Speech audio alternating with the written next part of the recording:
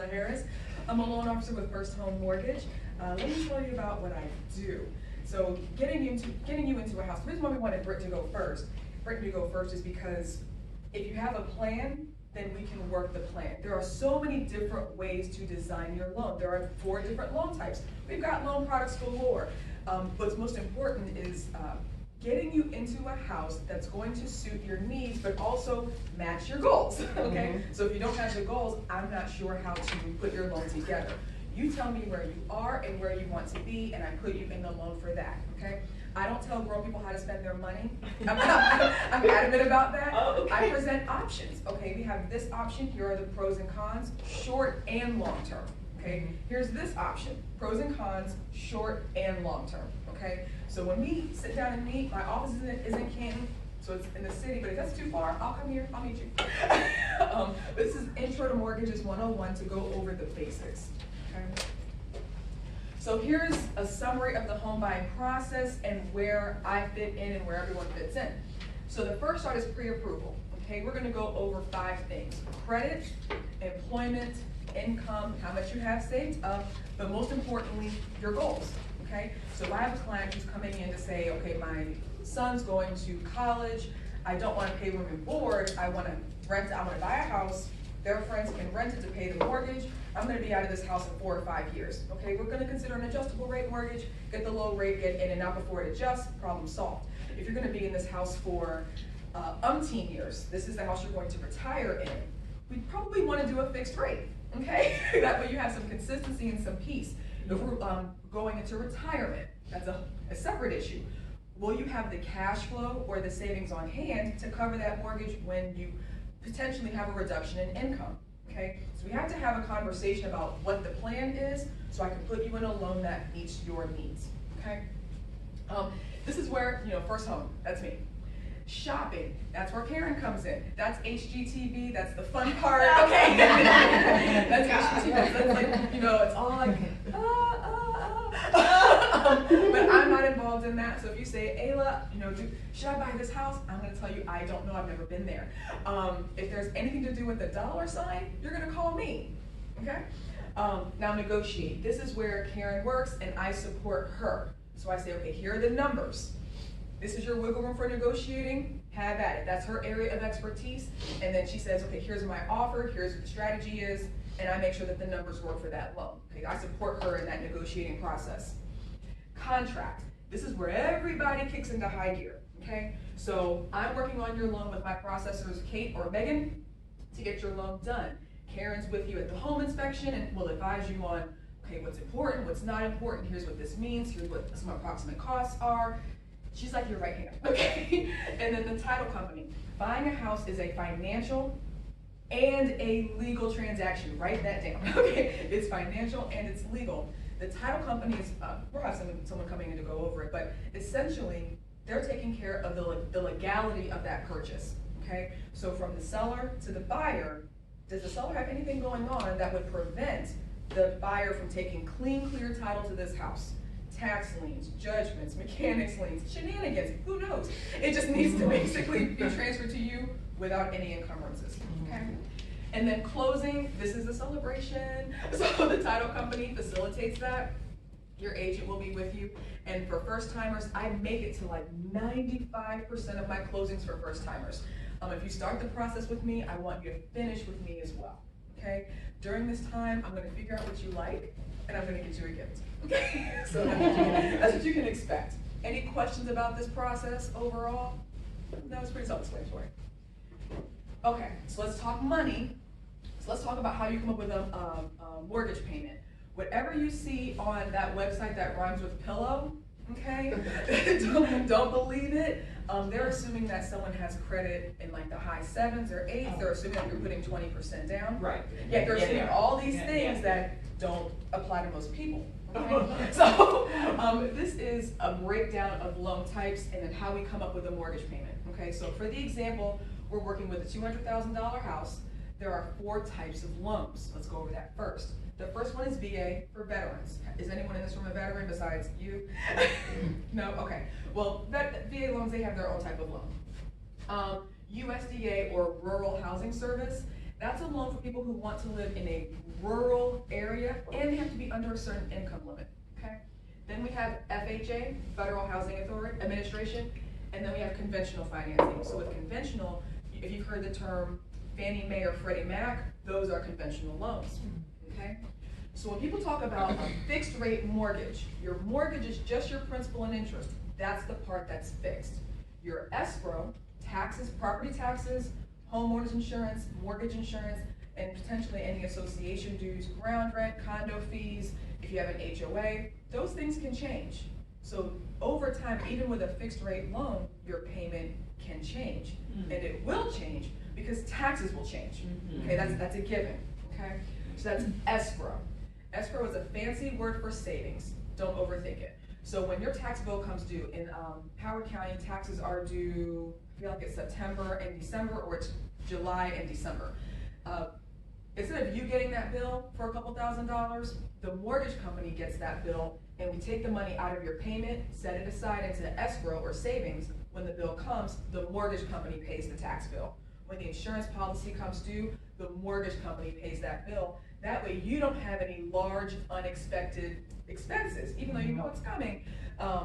We don't want you to be between a rock and a hard place with insuring or keeping up with the taxes on that house, okay? So that's what escrow stands for. All right, and then you basically add it together, and that's how you come up with your monthly payment. So, closing costs. I do the slow creep on this because this is the part that people are like, oh my gosh, this is what I don't understand. So, when you're buying a house, you have some pre-purchase costs, okay? No one buys a home with no money spent. You go to the mall, you have money. You go to a car dealership, you're prepared to bring money. Same thing when you buy a house. You're buying a significant asset. It's going to cost you some money, okay? So pre-purchase costs. Your earnest money deposit, $1,000 on up. 1,000 is the lowest, on up. Typically in this area, we're looking at 1 or 2%. Montgomery County is going to be a more competitive situation, and that's where the prices start to creep up.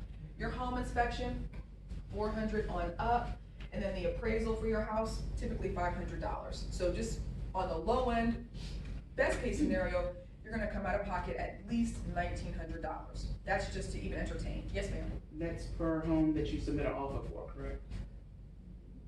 No. Okay. Yes and no. Okay, so when you are submitting an offer for a house, you have to put up your earnest money deposit, and you'll take a picture, Karen will collect it to present your offer. If your offer is not accepted, they don't keep that money. It's definitely yours. The only time you lose that money, I'll let Karen talk about that. Okay. Down payment. So with a VA loan, there is no down payment. That's like a huge perk. With a USDA loan, no down payment. All right. With an FHA loan, the minimum down payment is 3.5%, and with a conventional loan, it's 3 or 5%, depending on where your income is, because there's a product that you can put down just 3%. Now we have closing costs, and then prepaids and escrow. I'm going to go over what that means in a moment, to be specific. So notes, for VA loans, best loan ever, there's no mortgage insurance, there's no down payment. If you're a veteran, capitalize on that, okay? USDA is convenient, the cost for mortgage insurance is less, there's no down payment, but you have to live in a rural area. So if you don't want to live there, it's not a good fit. FHA loan is the easiest loan to qualify for.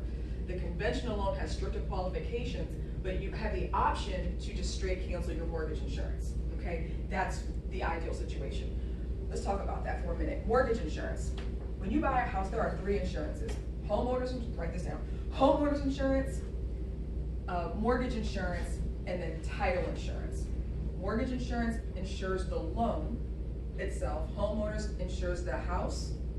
And title insurance insures your interest in the property in case someone comes out the blue, out the woodwork, and says that they have a legal claim to your home. Okay, so that's all the insurances that go into this home buying process. So specifically, pre-purchase, we talked about earnest money, appraisal, and home inspection. Depending on the house, and Karen will advise you on this, or your home inspector will advise you on this, if you need any additional inspections, okay? Closing costs, that includes lender fees. So there's a processor, there's an underwriter, credit report, points. I'm going to go over that at the end. Down payment fees. Not all down payment programs are free. Some of them have some fees associated with them, so that's gonna be part of the lender fee. Title company fees, title insurance, which I just touched on, state and local government, okay? You're purchasing something, it's going to be taxed. So think about it like a bottle of water. A bottle of water costs $1. In Maryland, we have 6% sales tax, so the cost is $1.06. In the state of Maryland, we have what are called transfer and recording taxes. They're definitely not 6%, but it's going to be several $1,000s. This is the bulk of your closing costs. Okay, it's not lender stuff, it's state and local taxes. Then we have, oh, that didn't work right, okay, whatever. Prepaids. So when you're buying a home, certain things are paid in advance. Let's talk about homeowners insurance. So you buy the house. You're gonna insure the house from day one. You've got to pay for that policy up front. And then as part of your monthly payment, we take the annual premium, let's say it's $1,200, divide it by 12, and add it to your monthly payment, because there's 12 months in a year. That way when the next year comes, there's the money in the account to pay for that year. Same thing happens for the next year, repeat the cycle, that's how that works. But you have to pay that initial annual premium at the time of closing. Same thing with property taxes. Taxes are paid in Maryland in advance. So if we're having, where are we now? This is February? It's been busy. If we're in February, taxes are gonna come due June 30th, okay? But if you closed in February, you're gonna reimburse the seller who's already paid the taxes from now through June, because it's now your house when you take ownership, but you gotta have the money in the bank or in escrow to pay for July through December. That's also a substantial cost, okay? But then every month thereafter, it's part of your monthly payment, and it's set aside for you in escrow, and then when that bill comes twice a year, it's paid for you, okay? But we have to just get you in the house if the tax is paid up front, okay? Mortgage insurance, if you have the option to, with a conventional loan, just buy out your mortgage insurance to lower your monthly payment. That's an ideal option, okay? If you need, that's an option. Yes, ma'am. Can you, I mean, my understanding with the mortgage insurance is if you put 20% down, right, you don't need mortgage insurance. Correct. Are there any other Yes. fees associated with that situation? You said any other fees? Yeah. No, there aren't. Okay, right, so if you have 20%, you Mhm. can. You can, but there's another option. Okay. Can I? Okay. Okay, this is, maybe not. This is much easier to see than it is to hear. Okay. So, let's talk about, is it worth it to do that? Okay, so we have, okay, this is 20, 25%, 10%, and then this is 5 and 3. Okay. So you have an option for mortgage insurance. We have monthly, we have single premium, and there's lender paid. There's a few others, but they're really not worth it, okay? So when we're talking about interest rates and then also mortgage insurance, there's a dynamic there that we should understand. So when you put down 3%, you're gonna have a rate, 5% is a rate. At 10%, your rates are gonna go down. If you put down 20%, your rate's gonna go up, okay? And here's the rationale behind that. If you put down 20% and there's no mortgage insurance, you have plenty of skin in the game, 20% to be exact. But now the lender's in a very uncomfortable position. If you file bankruptcy 2 months later, there's no mortgage insurance to protect the bank's loan. No mortgage insurance. That's a risk. And that risk means your rate's gonna go up. If you put down 10 or 15% and then do a single premium insurance policy, you'll get the benefit of the lower rate, which means lower payment, which means giving the bank less money, but you bought out your mortgage insurance and you still have a lower payment. That is what I would recommend, okay? Because your rate is gonna go up if you put down 20%. And when we meet, I'll give you concrete numbers and I'll price it right there in front of you so you'll see it. I'll plug this in, plug that in. Here's the cost for the mortgage insurance. Plug this in, plug that in. Here's the rate at 20% down. And you'll see it for yourself, okay? So if you put down just a smidgen bit less, and it's typically in increments of 5, so except for the 3, 5, 10, 15, 5, 10, 15's about the same, 20, but if you put 25% down, you have 5% more invested, then the rates go back down to normal. Okay, does that make sense? What do you mean by single premium? What is So- that? You can pay mortgage insurance on, you can pay mortgage insurance on a monthly basis where it's included in your monthly payment. Right. Or you can buy it out and just pay a one-time fee. That one-time fee means single premium. It's going to save you thousands. So for example, let's use the FHA example.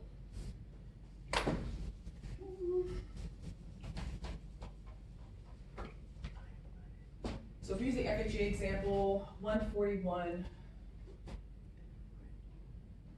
With FHA loans with 3.5% down, you're going to have mortgage insurance for the life of the loan. So in this example, let's say you never refinanced. You have to pay mortgage insurance for 360 months. Anybody got a calculator? For me real quick. Okay. Actually, let's not do that. We're gonna do, let's just do it.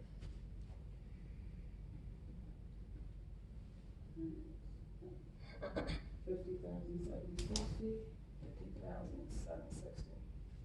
Okay, that's a lot of money. This money that the purpose of mortgage insurance is to tell the bank that you're not gonna default on the loan, and if you do, that mortgage insurance covers the bank's interest, not yours. So minimize it at all costs, and that's a lot of money. All right, with monthly mortgage insurance versus single premium mortgage insurance, I'm just using the FHA number, it's not the real number. You would have mortgage insurance with a conventional loan until you have 20% equity. Let's say that's 7 years. At 7 years, it's 84 months. So 141 times 84 months. 11,844. 11,844. Massive savings. Single premium is typically 50% of that, so divide that by 2. 11,844 divided by 2. Yeah. 5922. 5922. That's the benefit of single premium, but you got the lower rate at the 50% down versus the 20% down. So the lower rate, that difference in rate is gonna cost you way more over time. 5,922 over, that higher rate, let's say it's 4 versus 4.5. That 0.5% over 30 or 20, 25, 30 years is way more than $5,922. This is how your bottom line stays low, period. So you have an option to design your loan, all right? And this cost can be added to your closing costs. It's due at the time of closing, all right? You follow me? Okay. So design your loan. So when we talk about goals and plans and making sure that the numbers work, it's important to work with people who understand the dynamics of the money, not just who know the lingo, but how does this work and how do we actually save you money according to your goal, all right? If you were only gonna be in this house for 3 years, pay the monthly mortgage insurance because it's less than the $5,922. You're gonna be in the house for 15, 20 plus years, save the money. So your plan has a huge impact on what we're gonna do. Okay. Learn the lingo. Adjustable rate mortgage versus fixed rate mortgage. We talked about that already. Interest rate versus APR. Okay, that's critical. APR is the total cost of obtaining the loan. Okay, this is, again, easier to see. People say, I want a low rate. The real answer is you want a low APR. That's how savvy people learn or make decisions about their money.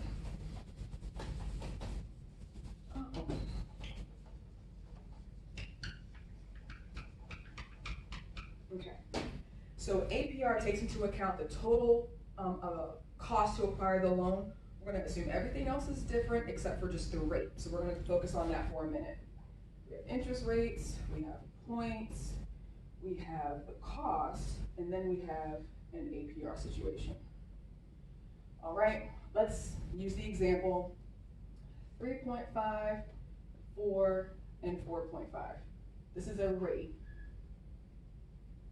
All right, let's say we're going off of a $300,000 house. This point would be, let's say 2 points. That's not realistic, but just to give you an idea. 1 point, this would be $6,000. This would be $0. This would be $3,000. The APR in this would be like 4.7, this would be 4 point, let's go with 3. This would probably be 5, like 4.9. Okay, so this is a chart, and I'm going to explain how the dynamics work with this. So people say, I want a super low rate, and that makes sense, because the lower the rate, the lower your payment. Also, the lower your rate, the less you're going to pay over time. Okay, just you want to save your money. But when you look at your loan estimates and you're comparing different lenders, okay, and I suggest that you do that. Every lender is going to have what they do best. Every lender is going to be able to offer you different products, and how you compare those is with this number here. But this number here is based on this number here. So points, interest rates are not given to you. Accept that into your soul. If you call a bank and say, you know, what's your rate for today? That's not enough information. Rates are based on risk. We can talk about that later. But rates are based on risk. If they say, here's what the rate is, ask them, what are you charging for that? What are the points associated with that? Because no one's giving you anything, you are buying it. All right, so let's say a 3.5 rate costs you 2%. This is 2% of what? Of your loan amount. So if you're buying a $100,000 house, that would only be $2,000. A $300,000 house, it's $6,000. Okay, so the points are just a percentage. We convert that into a number by multiplying it by the loan amount, which in this case is $300,000. In this case, we would call this par. So if anybody ever mentions the word par, you know what it means. Neutral, or as close to 0 as possible. This rate has no points. 0 times anything is 0, okay? Then we have 4.5. This is where the bank is charging you. There's a cost, and in this case, the bank is giving you money back. It's a credit. Never do this, but never do this. But I break it down that way you understand how to not be taken advantage of. So let's say you're willing to take a 4.5 rate. Okay, that means your payment's going to go up, but they're going to say, I'm going to give you a lender credit. I'm going to give you $3,000. Understand you're dealing with banks. Nothing is given. Nothing is given. There's always a catch. Okay. Think about it over time, but that half a percentage. They're probably going to make an extra, let's say $30,000. They made $30,000 over time, but you only got $3,000. So don't do it. In this scenario, is it worth it to pay the $6,000 to buy down your rate? That depends on how long you're going to be in the house. So, how long are you going to be in the house? 30. 30? Okay. 30. Okay. That's 360 months. That's 360 months. The difference in savings here, let's say the cost savings is, Ayla, you are slipping. Let's say the cost savings between this rate and this rate, you're trying to decide, should I spend the $6,000 or not spend the $6,000? Let's say it's $120. Okay, 120. 6,000 divided by 120.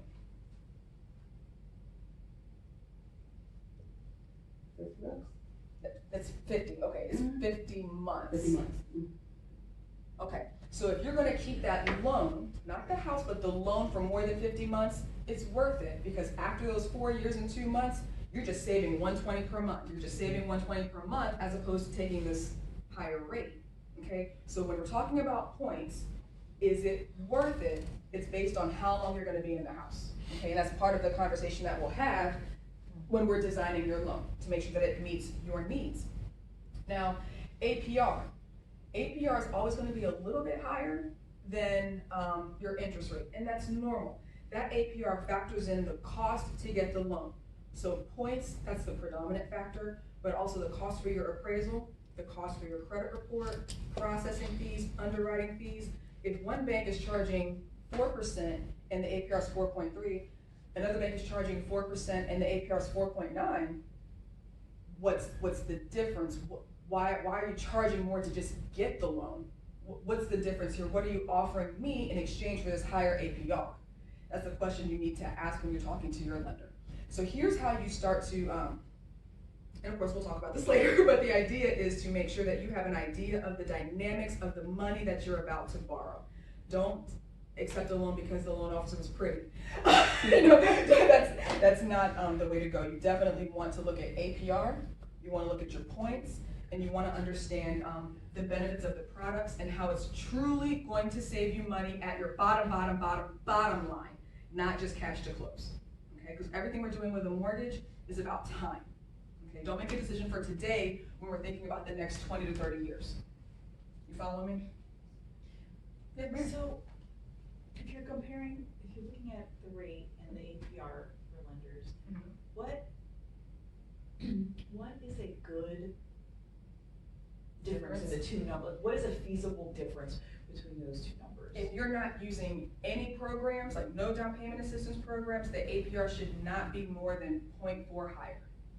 Okay, typically it's 0.25, but I'm being conservative. Let's say it's just 0.4. So if your rate is 4 and you're not using any programs, no points, it should be 4.4 max.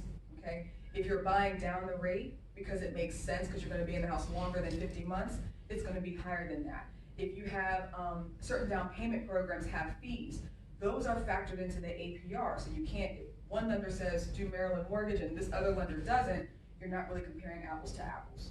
Okay, but let's just go with 0.25 to 0.4 if you're not buying points, if you're not using any programs, and that's conservative. Any other questions? So Okay. if You didn't buy- expect a math so- lesson from me today. No. But welcome to real estate. So if you're buying points, Mhm. that costs money, Yeah, literally cash to close, it's real money. Mhm. but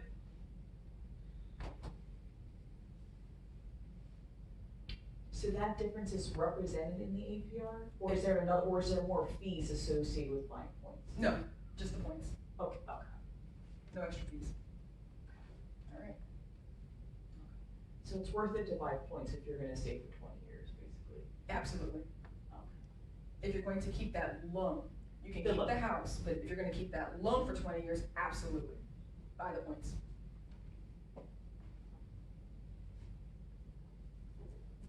Okay. Good, okay. Okay, APR, I know I got super deep, but I'm glad you guys understand that.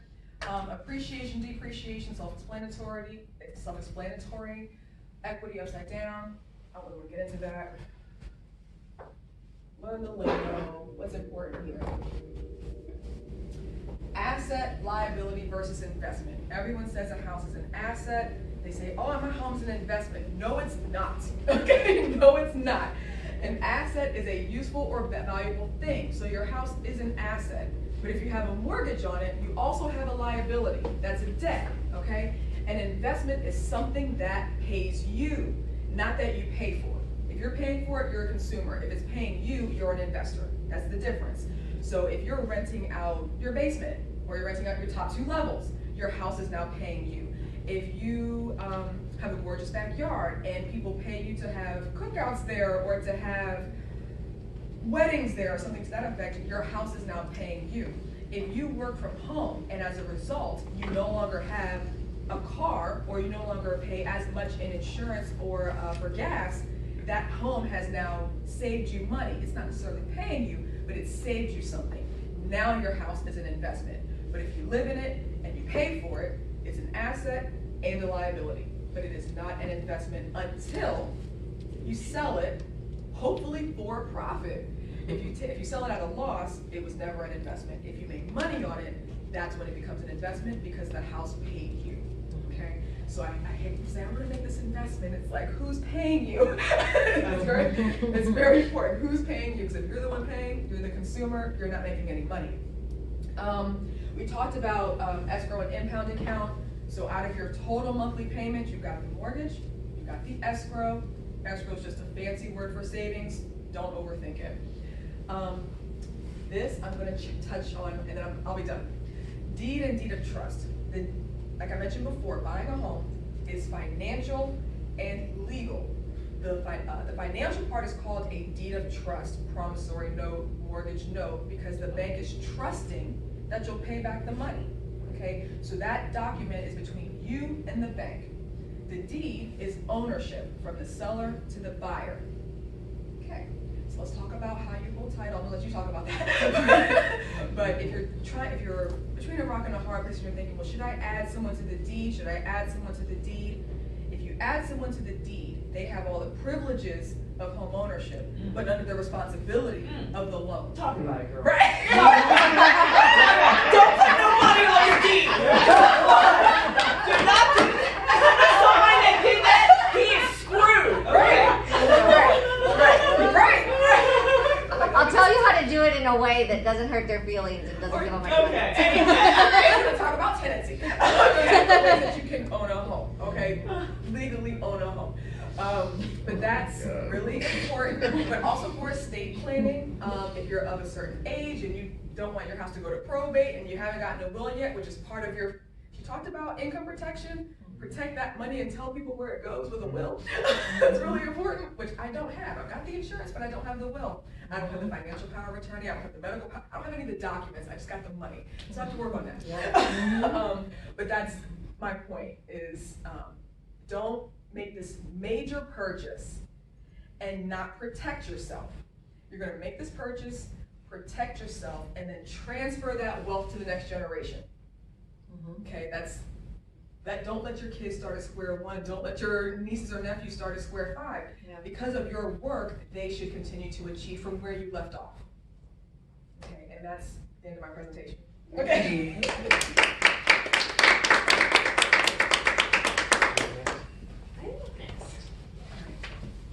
That was longer than I thought.